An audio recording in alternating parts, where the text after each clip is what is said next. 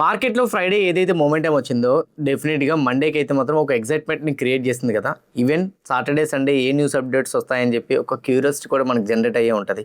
Global markets చూస్తే Friday కూడా పాజిటివ్‌గానే క్లోజ్ అయినాయి. కానీ గిఫ్ట్ నిఫ్టీ అంతగా రియాక్ట్ అవ్వలేదు. మరి ట్రంప్ అయితే మాత్రం 24-48 అవర్స్‌లో మాక్సిమం డీల్ కంప్లీట్ అయిపోతదని చెప్పారు. ఈ వీకెండ్‌లో క్లోజ్ చేస్తానని కూడా చెప్పారు. మరి వీకెండ్‌లో క్లోజ్ అయిందా లేదా? అండ్ ఫర్దర్‌గా మార్కెట్స్‌లో ఎలాంటి కైండ్ ఆఫ్ మొమెంటమ్ మనం చూడడానికి ప్రాబబిలిటీస్ ఉంటాయి. సేమ్ టైమ్ వచ్చేసరికి గోల్డ్ అండ్ సిల్వర్‌లో ఇక్కడి నుంచి ఫర్దర్‌గా ర్యాలీ అవ్వడం స్టార్ట్ అవ్వచ్చా? బిట్‌కాయిన్‌లో ఏం జరిగే ప్రాబబిలిటీస్ ఉన్నాయి? Crude for the first time after 90 days crude almost 87, 86కి అయితే మాత్రం వచ్చేసింది. పర్ బ్యారెల్ మనం కంపేర్ చేసుకుంటే. నౌ ఏదైతే ఇప్పుడు రైట్ నౌ 87, 86కి వచ్చేసిందో ఇంకా ఫర్దర్‌గా డిక్లైన్ అవ్వడానికి ఛాన్స్ ఉందా? లేదా ట్రంప్ మనల్నందరినీ ట్రాప్ చేయడం కోసం మాత్రమే ఫ్రైడే ఆ స్టేట్మెంట్స్ చేశారా? బికాజ్ ట్రంప్ ఇరాన్‌తో నేను cease fire discussions almost complete చేస్తున్నాను. తొందరలోనే ఇద్దరి మధ్య కూడా ఒప్పందం కుదిరిపోతుంది. ఆన్ టేబుల్ ఒక సైన్ పేపర్ కూడా మేము రెడీ చేసుకున్నాం అని చెప్పిన సందర్భాలు చాలా ఉన్నాయి. అలాంటి కైండ్ ఆఫ్ సందర్భాల్లో ప్రతిసారి కూడా మార్కెట్స్ రికవరీ అయినాయి. అలాంటి కైండ్ ఆఫ్ రికవరీ అనేది జస్ట్ ఫ్రైడే ఉంటుందా? లేదా మండే ఇంకా పెరిగే ఛాన్స్ ఉంటుందా? ఈ పాయింట్స్ అన్నీ కూడా ఆన్సర్స్ నేను ప్రిపేర్ చేసిన and same time market view గురించి కూడా ప్రాపర్ లెవెల్స్ పెట్టి మనం డిస్కస్ చేసుకుందాం. గోల్డ్ అండ్ సిల్వర్ గురించి కూడా డిస్కస్ చేసుకుందాం. ఈచ్ అండ్ ఎవ్రీ పాయింట్ కూడా డిస్కస్ చేద్దాం. ఇదంతా వీక్లీ అనాలిసిస్ కదా. ఆబ్వియస్లీ నెక్స్ట్ వీక్ మార్కెట్ ఏం జరుగుతుంది, నెక్స్ట్ వీక్లో ఈవెంట్స్ ఏమున్నాయన్న దాని గురించి కూడా మాట్లాడదాం. అండ్ సేమ్ టైం వచ్చేసరికి లాస్ట్ వీక్ ఏం జరిగిందన్న దాని గురించి కూడా డిస్కస్ చేద్దాం. Because last week news updates బట్టి నెక్స్ట్ వీక్ కొంతైనా సరే ట్రిగ్గర్ చేయడానికి ప్రాబబిలిటీస్ ఉంటుంది ఏంటనేది మనకు క్లారిటీ కూడా ఉంటుంది. సో ఇవన్నీ కూడా డిస్కస్ చేద్దాం. బట్ మీ అందరికి నేను అడిగేది ఒకటే, వీడియో చూస్తునేటప్పుడు ఏ పాయింట్ ఆఫ్ వ్యూ అయినా కానీ నేను మా టీం మీకు ఎఫర్ట్స్ పెట్టామో అని అనిపిస్తే మాత్రం డెఫినెట్గా వీడియోని లైక్ చేయండి. ఛానల్ ఇంకా సబ్స్క్రైబ్ చేసుకున్న వీడియో చూస్తూ ఉంటే ఛానల్ కూడా సబ్స్క్రైబ్ చేసుకోండి. ఇదే వీడియో మీ ఫ్రెండ్స్ ఆర్ మీ రిలేటివ్స్ షేర్ చేస్తే హెల్ప్ అవుతుంది అనుకుంటే వాళ్ళు కూడా షేర్ చేయండి. Now without any delay let's get into our weekly market report. Last week మార్కెట్స్లో ఏం జరిగింది అన్న దాని గురించి మనం చూసుకుంటే ఫ్రైడే ఒక్కరోజు చాలా స్ట్రాంగ్ మూమెంటం మనం మార్కెట్లో మూవ్ అవడం మనం చూసాము. అండ్ లాస్ట్ 4 డేస్ అంటే ఫ్రైడేకి ముందు 4 డేస్ అయితే మాత్రం మండే టు థర్స్డే మార్కెట్స్ కంప్లీట్గా వాలటైల్గా ట్రేడ్ అయినాయి. మార్కెట్స్ కంప్లీట్గా వాలటైల్గా ట్రేడ్ అవ్వడానికి మేజర్ రీజన్ ఏంటంటే యూఎస్ వాళ్ళు ఇరాన్ మీద అటాక్ చేస్తారు, ఇరాన్ వాళ్ళు తిరిగి యూఎస్ మీద అటాక్ చేశారు. తర్వాత యూఎస్ వాళ్ళు బ్లాకేడ్ని కంటిన్యూ చేస్తానని చెప్పారు. ఇరాన్ వాళ్ళు అయితే మాత్రం గల్ఫ్ కంట్రీస్లో ఉన్న ఖటార్లోని, బెహ్రెయిన్లో సమ్ అదర్ ప్లేసెస్లో అటాక్ చేయడం మొదలుపెట్టారు. అండ్ అంతేకాదు ఇరాన్ బిగ్ థ్రెట్ వార్నింగ్స్ అయితే మాత్రం ఇచ్చింది. యూఎస్ కూడా బిగ్ థ్రెట్ వార్నింగ్స్ ఇచ్చింది. క్రూడ్ ఆయిల్ మళ్ళీ 96, 97కి రీచ్ అవ్వడం మనం చూడగలిగాం. ఇండియన్ రూపీ 95.7కి ఆర్ 95.9కి కూడా వెళ్ళింది. ఎఫ్ఐఎస్ సెల్లింగ్ నెంబర్ కంటిన్యూ చేశారు. ఇదంతా కూడా 4 డేస్లో అంటే మండే టు థర్స్డే 4 డేస్లో జరిగింది. థర్స్డే నైట్ మన మార్కెట్స్ క్లోజ్ అయిపోయిన తర్వాత అంటే థర్స్డే ఈవినింగ్ మన మార్కెట్స్ క్లోజ్ అయిపోయిన తర్వాత Thursday night Trump big positive statements చేశారు. అందులో ఫస్ట్ పాజిటివ్ స్టేట్మెంట్ ఏంటంటే నెక్స్ట్ వీకెండ్లో అయితే మాత్రం అంటే కమింగ్ 48 అవర్స్లో అయితే మాత్రం మోస్ట్లీ ఇరాన్తో డీల్కి మేము ఓకే చేసేస్తున్నాం. అండ్ ఇంకోటి ఏంటంటే ఇరాన్ సైన్ చేయడానికి రెడీగా ఉంది. ఇరాన్ మధ్య మా మధ్య కూడా అంత పాజిటివ్ డెవలప్మెంట్సే జరిగినాయి. ఇరాన్కి ఏదైతే అగ్రిమెంట్స్ పెట్టిందో వాటన్నిటిని మేము అంగీకరిస్తున్నాము. ఇరాన్ చెప్పిన పాయింట్స్ ఏవైతే ఉన్నాయో అవన్నీ కూడా మాకు ఫేవరబుల్గానే ఉన్నాయి. సేమ్ టైం వచ్చేసరికి నేను కూడా ఇరాన్ చెప్పినవి ఏవైతే ఉన్నాయో వాటిని యాక్సెప్ట్ చేయడానికి రెడీగా ఉన్నాను. అండ్ అంతేకాదు ఇరాన్ మేము పెట్టిన కండిషన్స్ కూడా ఓకే చేసింది. ఈ యుద్ధాన్ని ఫర్దర్గా కంటిన్యూ చేయము. నేను ఎప్పుడు పీస్ డీలే కోరుకుంటాను. ఈ పీస్ డీల్ కోరుకుంటునేటప్పుడు మేజర్గా చాలా దేశాల్లో యుద్ధాలు అయినప్పుడు నేను ఆపాను. ఇప్పుడు రైట్ నౌ మాది ఇరాన్ది కూడా ఇలాంటి కైండ్ ఆఫ్ పాజిటివ్ ఎన్విరాన్మెంట్లోనే తీసుకెళ్తాము. ఇజ్రాయెల్ కూడా మేము చెప్పిన మాట వింటుంది. మేము చెప్పిన దానికి ఇజ్రాయెల్ మాకు కట్టుబడే ఉంటుంది. మా మాట జబదాటదు అనేటట్టు ట్రంప్ కూడా స్టేట్మెంట్ చేశారు. ఈ పాజిటివ్ పాయింట్స్ వల్ల ఫ్రైడేలో చాలా స్ట్రాంగ్ రికవరీ చూసాం. ఇండియా వీక్స్ లెస్ దెన్ 15కి వచ్చింది. Mid and small caps more than 3% rally అయినాయి. ఇన్ఫ్యాక్ట్ మెయిన్ ఇండెక్సెస్ మేజర్గా బ్యాంకింగ్ స్టాక్స్ అయితే మాత్రం బిగ్ బూస్టప్ అయినాయి. బట్ అదే టైంలో వరల్డ్ బ్యాంక్ వాళ్ళు మన ఇండియన్ రేటింగ్స్ని అంటే మన ఇండియన్ ఫ్యూచర్ గ్రోత్ని అయితే మాత్రం కట్ చేస్తూ ఇచ్చారు. సేమ్ టైం వచ్చరికి అదే టైంలో జేపీ మోర్గన్ వాళ్ళు కూడా నిఫ్టీ టార్గెట్ని రెడ్యూస్ చేస్తూ ఇచ్చారు. అండ్ అలానే మాన్సూన్ సీజన్ ఇంకో 2 వీక్స్ డిలే అవడానికి ప్రాబబిలిటీస్ ఉంటుందని ఎల్నినో సైడ్ నుంచి స్టేట్మెంట్స్ వచ్చినాయి. ఇలా కొన్ని నెగిటివ్స్ ఉన్నాయి. బట్ కాకపోతే మార్కెట్స్ వాటన్నిటిని ఇగ్నోర్ చేసి ట్రంప్ చెప్పిన స్టేట్మెంట్స్ ఏవైతే ఉన్నాయో వాటిని కన్సిడర్ చేసుకొని ఒక స్ట్రాంగ్ మూమెంటం చూసాం. ఇంత స్ట్రాంగ్ మూమెంటం చూసిన తర్వాత మండేకి ఆ ఎక్స్పెక్టేషన్స్ అలానే ఉంటాయి కదా. సో లాస్ట్ వీక్ ఏదైతే జరిగిందో అది ఈ వీక్ కంటిన్యూ అవుతుందా? సో లాస్ట్ వీక్లో ఒక పాజిటివ్ పాయింట్ వచ్చింది.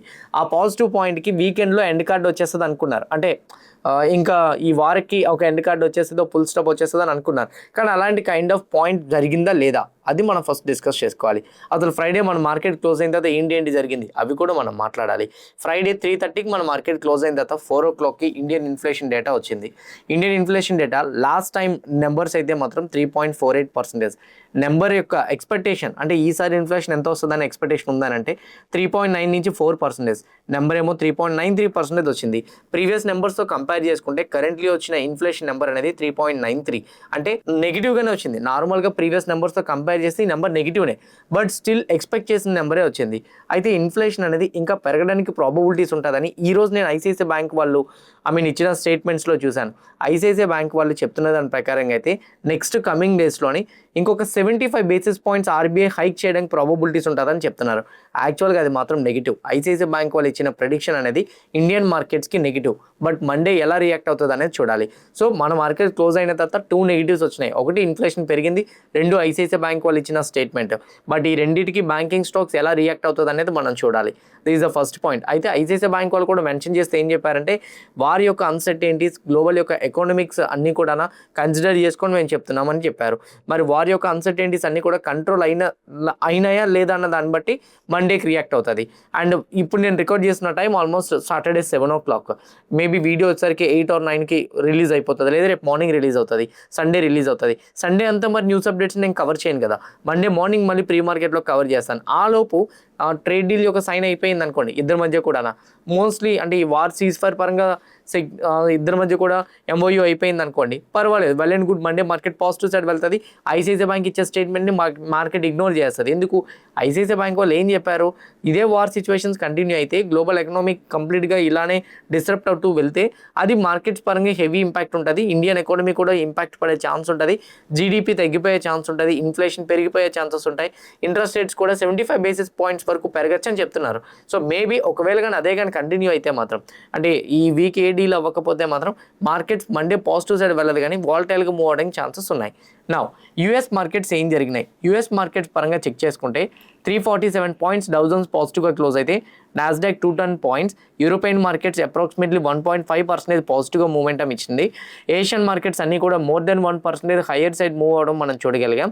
ఇండియన్ రూపీస్ 95.11 దగ్గర క్లోజ్ అయింది.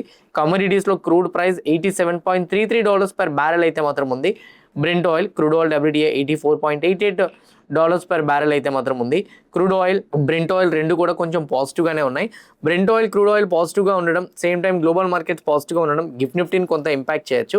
కానీ gift Nifty currently flat opening చూపెడుతుంది 23,695. Maybe Monday morning gap up open అయినప్పుడు రియాక్ట్ అవ్వచ్చు అని అనుకుంటున్నా. ఎందుకనంటే 2 కారణాలు ఉన్నాయి. ఒకటి, ఫ్రైడే ఆల్రెడీ మన మార్కెట్స్ హెవీగా పాజిటివ్గా రియాక్ట్ అవ్వడంతో పెద్దగా ఇప్పుడు మనం రియాక్ట్ అవ్వలేదు. So this is the first point we have to understand. Second point ఇంకోటి కూడా ఉంది. కరెంట్లీ గిఫ్ట్ నిఫ్టీ ఏదైతే ఉందో నెంబర్ రైట్ నౌ ఇది మండేకి రియాక్ట్ అవ్వచ్చు. ఎందుకంటున్నానంటే ఫ్రైడే మన మార్కెట్స్లో 11 o'clockకి క్లోజ్ అయిపోతాయి, 11:30కే క్లోజ్ అయిపోతుంది. దాని తర్వాత గిఫ్ట్ నిఫ్టీ 11 o'clock క్లోజ్ అయిపోయిన తర్వాత యూఎస్ మార్కెట్స్ 2:30 వరకు ట్రేడ్ అవుతుంటాయి. మరి ఆ తర్వాత రియాక్షన్ అంతా కూడా ఎప్పుడు రియాక్ట్ అవుతుంది? మండేనే రియాక్ట్ అవుతుంది. కరెంట్లీ అయితే మాత్రం గిఫ్ట్ నిఫ్టీ రియాక్ట్ అవ్వలేదు. దానికి 2 కారణాలు. ఫ్రైడే ఆల్రెడీ పాజిటివ్గా మనం రియాక్ట్ అయిపోవడం, 2 వచ్చేసరికి ఎర్లీగా మన మార్కెట్స్ క్లోజ్ అవ్వడంతో అది మండే రియాక్ట్ అవ్వడానికి ఛాన్సెస్ అయితే మాత్రం ఉన్నాయి. వార్ పరంగా డీల్ ఏదైతే అన్నారో ట్రంప్, అది జరిగిందా లేదా అది మనం ఫస్ట్ డిస్కస్ చేద్దాం. దాని పరంగా చూసుకుంటే ఫస్ట్ వన్ చూడండి, సాటర్డే మన మార్కెట్ క్లోజ్ అయిపోయిన తర్వాత, ఫ్రైడే మన మార్కెట్ క్లోజ్ అయిపోయిన తర్వాత ఫ్రైడే నైట్ వచ్చేసరికి 8 o'clockకి ఒక అప్డేట్ వచ్చింది. అదేంటంటే ఇరాన్ వాళ్ళు ట్రంప్ చెప్పిందంతా కూడా కంప్లీట్గా కూడా మేము అంగీకరించట్లేదు, మా ఇద్దరి మధ్య నెగోషియేషన్స్ అయితే జరుగుతున్నాయి, చర్చలు జరుగుతున్నాయి, టాక్స్ ప్రోగ్రెస్లో ఉంది ప్రెజెంట్ రైట్ నౌ కంటిన్యూ అవుతుంది. బట్ కాకపోతే కరెంట్లీ వచ్చేసరికి ఎక్కడ కూడా ఆన్ టేబుల్ సైన్ చేస్తామని మేము అష్యూరెన్స్ ఇవ్వలేదు. మాకు ఇరాన్ సైడ్ నుంచి అఫీషియల్స్ అందరూ యాక్సెప్ట్ చేయడానికి టైం పడుతుంది, అంత ఫాస్ట్గా డీల్ అయిపోతుందని మాత్రం అనుకోవద్దు అని యూఎస్ సైడ్ నుంచి వచ్చే ఏ రిపోర్ట్స్ అయినా కానీ మా సైడ్ నుంచి ప్రాపర్ రిపోర్ట్స్ వచ్చిన తర్వాతనే మీరు దాన్ని బిలీవ్ చేయండి. అంతేగాని మేము డిస్కస్ చేస్తున్నాం అయిపోతుందని మాత్రం అనుకోవద్దు. మేము డిస్కస్ చేస్తున్నాం, అది ఫైనలైజ్ అవుతుందా లేదా అనేది మా అఫీషియల్స్ అందరూ యాక్సెప్ట్ చేస్తున్నారు లేదన్న దాన్ని బట్టి ఆధారపడి ఉంటుందని ఇరాన్ వాళ్ళు అయితే చెప్పడం జరిగింది. మీకు గుర్తుందో లేదో ఫ్రైడే మార్నింగ్ కూడా ఇదే మనం మాట్లాడుకున్నాం. ట్రంప్ సైడ్ నుంచి స్టేట్మెంట్ వస్తే మనకు కన్ఫర్మ్ అయిపోదు, ఇరాన్ సైడ్ నుంచి కూడా అఫీషియల్ స్టేట్మెంట్ వస్తేనే కన్ఫర్మ్ అవుతుందని. కానీ ఇందులో పాజిటివ్ పాయింట్ ఏముందో తెలుసా, ఇరాన్ ఒప్పుకుంది మేము నెగోషియేషన్స్ చేస్తున్నాం, టాక్స్ ప్రాసెసింగ్ అవుతున్నాయి. ఇంతకుముందు ఏం చెప్పారు, అసలు మేము వాళ్ళతో మాట్లాడడం ఇంకా అని చెప్పారు. ఇప్పుడు రైట్ నో మాట్లాడుతున్నామని చెప్తున్నారు. కాబట్టి ట్రంప్ చెప్పిన మాటలకి కొంచెం రిలయబుల్గా అనిపించడంతో మార్కెట్స్ దీన్ని పెద్దగా సివియర్ నెగిటివ్గా తీసుకోలేదు. ట్రంప్ ఇంకోటి కూడా చెప్పారు, యాక్చువల్గా ఈ కన్వర్జేషన్ జరగడం అంటే మాకు ఇరాన్కి జరగడం అనేది నేతన్యూ గారికి ఇష్టం లేదు, అంటే ఇజ్రాయెల్కి ఇష్టం లేదు. ఎందుకంటున్నారంటే ఇరాన్ పెట్టిన కండిషన్స్లో చాలా వరకు ఇజ్రాయెల్కి థ్రెట్ ఉన్నవే ఉన్నాయి. ఎందుకంటే ఇరాన్కి వచ్చేసరికి అప్రాక్సిమేట్లీ $23 బిలియన్ వరకు ఫండ్స్ శాంక్షన్ అయ్యి ఉన్నాయి. వాటన్నిటినీ కూడా ప్రెజెంట్ రైట్ను లిఫ్ట్ చేస్తానని చెప్పేశారు. అండ్ ఇంకోటి ఏంటంటే ఇరాన్కి యూఎస్ బ్లాకేడ్ ఏదైతే చేశారో, అంటే స్ట్రైట్ ఆఫ్ హార్మజ్ దగ్గర బ్లాక్ చేశారు కదా ఇరాన్ షిప్స్ని, వాటన్నిటిని కూడా రిలీజ్ చేసేస్తామని చెప్పారు. అండ్ మోర్ ఓవర్ మిలిటెంట్ గ్రూప్స్ని తీసేస్తామని చెప్పారు. ఇరాన్కి ఫేవరబుల్ డెసిషన్స్ యూఎస్ తీసుకుంటుంది. ఇరాన్ మళ్ళీ ఆర్థికంగా బలపడితే డెఫినెట్గా ఇజ్రాయెల్ మీద అటాక్స్ చేస్తుందేమో అన్న ఫియర్ అనేది ఇజ్రాయెల్కి ఉంది ఇప్పుడు. కానీ ఇజ్రాయెల్ని ఒప్పించారు. ఇజ్రాయెల్ వచ్చేసరికి యూఎస్ వాళ్ళు డ్రా చేసిన లైన్ ఏదైతుందో దాన్ని దాటి వాళ్ళు వెళ్ళడానికి ఛాన్సెస్ లేదు. అందుకే ట్రంప్ కూడా చెప్పారు, నేను నేతాన్యూ గారితో మాట్లాడాను, అతను కూడా ప్రిపేర్ చేశాను, మరి అటాక్స్ చేయొద్దని చెప్పాను, అతను కూడా అంగీకరించారు, తొందరలోనే డీల్ క్లోజ్ చేస్తామని చెప్పి. ఇంకో పక్క ఈరోజు మార్నింగ్ 9 o'clockకి ట్రంప్ అయితే మాత్రం అప్డేట్ అయితే మాత్రం ఇచ్చారు. దీని తర్వాత ఇప్పుడు నేను రికార్డ్ చేసే ముందు పాకిస్తాన్ వాళ్ళు ఇంకో స్టేట్మెంట్ చేశారు, special thanks to US and Iran, first time మేము మీడియేటింగ్ చేసినప్పుడు అంటే యూఎస్ అండ్ ఇరాన్ వాళ్ళ యొక్క చర్చలు ఆ టైంలో కూడా సఫలమైనాయి, బట్ కాకపోతే లాస్ట్ స్టేజ్లో విఫలమైనాయి. బట్ దాన్ని ఇంకా పాజిటివ్గా క్లోజ్ అవ్వాలి అని చెప్పి, పాజిటివ్గా ఇంకా ముందుకు వెళ్ళి క్లోజ్ అవ్వాలని మేము ఫస్ట్ నుంచి కోరుకుంటున్నాం. దానికి తగ్గట్టుగా 2 కంట్రీస్ కూడా అంగీకరించి ఇద్దరు కూడా ఒక ఫైనల్ స్టేజ్కి రావాలి, ఏదైతే వస్తున్నారో ఇది మేమైతే మాత్రం పాజిటివ్గా తీసుకుంటున్నాము. అండ్ మోస్ట్లీ ఈ యుద్ధం తొందరలోనే ఎండ్ అవ్వాలని కోరుకుంటున్నాం. దీనికి పాకిస్తాన్ ఎప్పుడు ముందుంటుందని చెప్పి పాకిస్తాన్ సైడ్ నుంచి కూడా స్టేట్మెంట్స్ వచ్చినాయి. అంటే వీళ్ళ సైడ్ నుంచి కూడా వీళ్ళిద్దరి మధ్య కూడా పీస్ డీల్ జరుగుతున్నాయి, తొందరలోనే ఎంఓయూ జరిగిపోతుందనే అప్డేట్ కూడా వచ్చింది. ఇది ఇలా ఉంటే ఇజ్రాయెల్ వాళ్ళు లెబనాన్ మీద మళ్ళీ కంటిన్యూస్ అటాక్స్ చేస్తున్నట్టు అప్డేట్ కూడా ఉంది. ఇజ్రాయెల్ అయితే మాత్రం తగ్గట్లేదు, అటాక్ చేస్తూనే వస్తుంది. మరి చూడాలి దీనికి ఇరాన్ మళ్ళీ ఎలా రెస్పాన్స్ ఇస్తుందని చెప్పి. కరెంట్లీ నేను గూగుల్లో చెక్ చేసినా కూడా మోస్ట్లీ ఎండ్ అయిపోతుంది అండ్ ఇద్దరి మధ్య కూడా వార్ ఎండ్ అవుతుంది అనేటట్టే ఉంది. బట్ కాకపోతే ఇరాన్ అయితే మాత్రం కంటిన్యూస్గా డీల్ జరిగిపోతుందని మాత్రం మేము గ్యారంటీ ఇవ్వలేము, మా అఫీషియల్స్ చెప్పాలని చెప్తున్నారు. ఇదే స్టాండ్ కానీ ఇరాన్ మండే మార్నింగ్ కూడా తీసుకుంటే మండే బుల్లిష్ సైడ్ వెళ్ళదండి. Trust me, Monday bullish side వెళ్ళడం కష్టం. ఫ్రైడే చాలా ఎక్కువ ర్యాలీ అయిపోయింది కదా, మ్యాక్సిమం మండే రేంజ్ బౌండ్లో కానీ వాల్టైల్గా కానీ మోతుంది. What is mean by volatile? Nifty సడన్గా ఒక 100 పాయింట్స్ స్పైక్ అవ్వడం, మళ్ళీ డ్రాప్ అవ్వడం, మళ్ళీ స్పైక్ అవ్వడం, మళ్ళీ డ్రాప్ అవ్వడం, అలాంటి కైండ్ ఆఫ్ వాల్టాలిటీ మనం చూస్తాం. మార్కెట్లో మళ్ళీ స్ట్రాంగ్ బుల్ మూమెంటం రావాలి అని అంటే ఒక్కటే గుర్తుపెట్టుకోండి, ఇద్దరి మధ్య కూడా పాజిటివ్ స్టేట్మెంట్స్ రావాలి. ట్రంప్ సైడ్ నుంచి ఎన్ని పాజిటివ్స్ వచ్చినా ఇరాన్ సైడ్ నుంచి అన్ని పాజిటివ్ స్టేట్మెంట్స్ రావట్లేదు. ఇరాన్ సైడ్ నుంచి మీరు ట్రంప్ చెప్పినవన్నీ నమ్మయ్యద్దు, ట్రంప్ అంటే యూఎస్ మీడియా చెప్పినవన్నీ కూడా రైట్ అనుకోవద్దు. మా సైడ్ నుంచి అఫీషియల్గా మేము ఎప్పుడైతే చెప్తామో అదే రైట్ అని మీరు బిలీవ్ చేయండి. మా అఫీషియల్స్ చాలామంది యాక్సెప్ట్ చేయడానికి ఇంకా ఉంది అని చెప్పేసి చెప్తున్నారు. నేను ఇప్పుడు రీఫ్రెష్ చేసినప్పుడు కూడా చూడండి, latest news, no peace deal signing on Sunday says Iran after Pakistan 24 hours claim అని. పాకిస్తాన్ వాళ్ళు 24 గంటల్లోని పీస్ డీల్ ఎంఓయూ అయిపోతుందని చెప్పారు. దానికి ఇరాన్ రెస్పాన్స్ ఇస్తూ సండే మేము ఎటువంటి చేయాలనుకోవట్లేదని మండే ట్విస్ట్ పెట్టారు. సో మండే ఏం జరుగుతుందో తెలియదు. ట్రంప్ ఇలాంటి kind of final end stage వరకు తీసుకొచ్చినవి 20 నుంచి 30 సార్లు ఉన్నాయి. అలాంటి టైం అంటే 90 రోజుల్లో 30 సార్లు ట్రంప్ ఇలానే ఫైనల్ స్టేజ్కి తీసుకొచ్చి వదిలేశాడనంటే ఈసారి కూడా హోప్ను మనం తీసుకువెళ్ళలేం. చూద్దాం ఏం జరుగుతుంది అన్నది. కాకపోతే మార్కెట్ అన్ఎక్స్పెక్టెడ్గా అంటే ఇరాన్ యూఎస్ పాజిటివ్ రిప్లై ఇవ్వడంతో రియాక్ట్ అయిపోయింది. సో మండేకి ఇదే పాజిటివ్ ఇంపాక్ట్ ఉంటుందని మాత్రం అనుకోవద్దు. ఇలానే కానీ ఉంటే మాత్రం మండే అయితే ఉండదండి. మండే పాజిటివ్ సైడ్ వెళ్ళదు. Mostly volatility some kind of range bound or volatility చూడడానికి ఛాన్స్ ఉంటుంది. మరి పొజిషనల్గా మార్కెట్ బుల్లిష్ టర్న్ అవుతాయని మనం ఎలా కన్సిడర్ చేసుకోవాలి దాని గురించి కూడా మాట్లాడదాం. ఎఫ్ఐ డేటా చూసుకుంటే ఆన్ ఫ్రైడే ఎఫ్ఐ చాలా తక్కువ సెల్ చేశారు, 1080 crores, అండ్ డిఏ ఏమో 5340 crore. అయితే ఎఫ్ఐఐ వచ్చేసరికి షార్ట్ కవరింగ్ చేశారు. Proprietary traders index futures side, index option side రెండిటి సైడ్ కూడా బుల్లిష్ సైడ్ పొజిషన్స్ బిల్డ్ చేసుకున్నారు. FII options and futures side రెండిటి సైడ్ కూడా షార్ట్ కవరింగ్ చేసినట్టు కనపడుతుంది. ఎఫ్ఐఐ అండ్ ప్రొపరైటరీ ట్రేడర్స్ ఇద్దరు కూడా షార్ట్ కవరింగ్ చేస్తున్నట్టు ఏదైతే మనకి కనిపిస్తుందో ఇది స్ట్రాంగ్ పాజిటివ్ మొమెంటమ్గా మనం తీసుకోవచ్చు. కానీ మార్కెట్ ఫర్దర్గా పాజిటివ్ వెళ్తుందని మనం టెక్నికల్గా కొన్ని లెవెల్స్ బట్ కూడా కన్ఫర్మేషన్కి వెళ్ళాలి. నేనైతే మాత్రం నిఫ్టీ 50కి ఫస్ట్ నుంచి అనుకుంటుంది ఒకటే లెవెల్, విచ్ ఈజ్ అండ్ 23,800. నా పాయింట్ ఆఫ్ వ్యూలో 23,800 లెవెల్ నిఫ్టీ 50 బ్రేక్ అయితేనే నేను పాజిటివ్ సైడ్ ఎక్స్పెక్ట్ చేస్తున్నా. నిఫ్టీ 23,800 బ్రేక్ అవ్వాలంటే ఇంకొక 170 పాయింట్స్ హయ్యర్ సైడ్ మూమెంటం ఇవ్వాలి. ఈ వీక్లో ఎప్పుడైనా కానీ 23,800 లెవెల్ బ్రేక్ అయితే పాజిటివ్ సైడ్ వెళ్తుంది. లేదు అని అనుకుంటే ఈ వీక్ ఒక లో ఉంది, మీరు చూస్తే 23,072 టు 23,072 నుంచి 23,800 ఈ 620 పాయింట్స్ రేంజ్లో మేబీ మార్కెట్ కన్సాలిడేషన్ అవ్వచ్చు అని నేనైతే అనుకుంటున్నా. When it comes to Sensex కూడా మనం క్రూషియల్ సపోర్ట్ లెవెల్ ఫస్ట్ నుంచి మాట్లాడుకుంటూ వస్తున్నాం, మీకు గుర్తుందనుకుంటా 76,500. సెన్సెక్స్ ప్రెజెంట్ రైట్ నో ఆ బిలోనే ఉంది. సో బట్ కాకపోతే బాటమ్ అవుట్ అయినట్టు ఒక స్ట్రాంగ్ క్యాండిల్ ఫ్రైడే ఫామ్ అయింది కదా. సో ఆ రీసెంట్ స్వింగ్లో అంటే ఈ వీక్లో ఏదైతుందో 73,800. సో ఇలానే వార్ అప్డేట్స్ పరంగా కంటిన్యూ అయితే 73,800 నుంచి 73,400 నుంచి 76,500 ఇన్ బిట్వీన్లో ట్రేడ్ అవ్వడానికి ఛాన్స్ అయితే మాత్రం ఉంది. But in comes to bank Nifty, present bank నిఫ్టీకి అయితే మాత్రం మనం మాట్లాడుకున్న బ్యాంక్ నిఫ్టీకి అయితే మాత్రం ఇంపార్టెంట్ లెవెల్ 56,000. బ్యాంక్ నిఫ్టీ ఆ 56,000 లెవెల్ బ్రేక్ అయిపోయింది. 2 ఛాన్సెస్ ఉన్నాయి రీటెస్ట్ చేయడానికి రావచ్చు. బ్యాంక్ నిఫ్టీ 56,000 బ్రేక్ చేసి డౌన్ సైడ్ వస్తే ఫాలో వచ్చే ఛాన్స్ ఉంటుంది, లేకపోతే ఇక్కడే కన్సాలిడేషన్ అవుతూ ఆ తర్వాత పాజిటివ్ మూమెంటం మనం చూడొచ్చు. When it comes to Fin Nifty కూడా ఇంపార్టెంట్ రెసిస్టెన్స్ లెవెల్ ఉంది, విచ్ ఈజ్ అండ్ 26,200. ఎనీథింగ్ ఈ 26,200 లెవెల్ బ్రేక్ అయితే మనం హయ్యర్ సైడ్ చూడొచ్చు. అయితే పాయింట్ ఏంటంటే అంతకుముందు మనం ఇంపార్టెంట్ సపోర్ట్ లెవెల్ డ్రా చేసుకున్నాం 25,600, అది ఆల్రెడీ బ్రేక్ అయిపోయింది. సో సపోర్ట్ లెవెల్ బ్రేక్ అయిపోయింది కదా, ఇంకా బీరిష్ ఉంటుంది అనుకున్నాం. అది ఆపోజిట్ సైడ్ నుంచి వెళ్ళి సపోర్ట్ లెవెల్ రెసిస్టెన్స్ లెవెల్ అవుతుంది కాబట్టి దాన్ని బ్రేక్ చేసింది. మేబీ 26,200 వరకు ఫిన్ నిఫ్టీ మూమెంటం కనపడుతుంది. ఫర్దర్గా అది బ్రేక్ అయితే హయ్యర్ సైడ్ మూమెంటం కనిపించే ప్రాబబిలిటీస్ అయితే ఉన్నాయి. Now when it comes to the bitcoin 64,186 as of now bitcoin trade అవుతుంది. బిట్కాయిన్ మనం ఒక పాయింట్ మాట్లాడుకున్నాం, మీకు గుర్తుందా, 60,000 నుంచి ఒక స్ట్రాంగ్ పుల్ బ్యాక్ మనకు వచ్చింది. So maybe next resistance level వరకు అది రీచ్ అవ్వడానికి ఛాన్సెస్ ఉంటాయని స్లోగా బిట్కాయిన్ అదే చేస్తుంది. మేబీ బిట్కాయిన్ ఒకవేళ రీచ్ అయితే 65,500, అది కూడా బ్రేక్ అయితే మాత్రం స్లోగా 71,500. ఈక్విటీ మార్కెట్లో ఎవరికైనా కానీ కొంచెం వాలటైల్గా ఉంది అండ్ కొంచెం రిస్క్ అనిపిస్తుంది అని అనుకుంటే కొంచెం సేఫ్ అసెట్స్ వైపు మనం ఫండ్ని మూవ్ చేస్తుంటాం కదా.